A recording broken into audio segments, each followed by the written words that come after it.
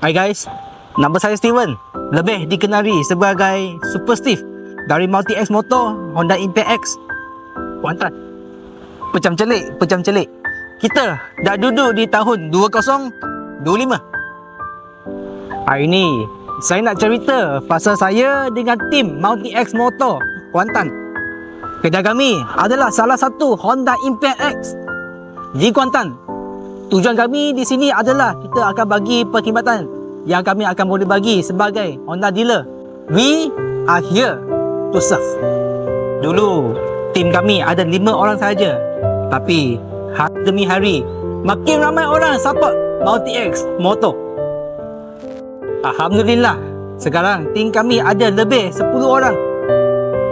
Walaupun tim saya tak terlalu besar sangat, tapi mereka akan bagi servis yang terbaik bagi semua customer Multi X Motor.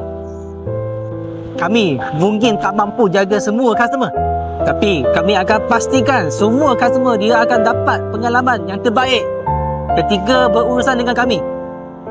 Saya nak ucapkan ribuan terima kasih kepada semua customer yang support kami dari awal hingga sekarang.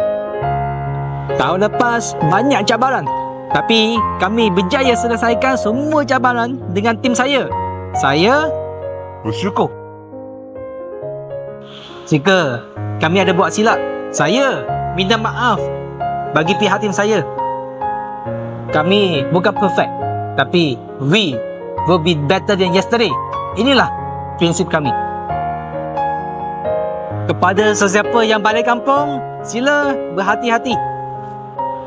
Dengan ikhlas hati, saya nak ucapkan selamat Hari Raya. Maaf Zahid dan batin. See you guys.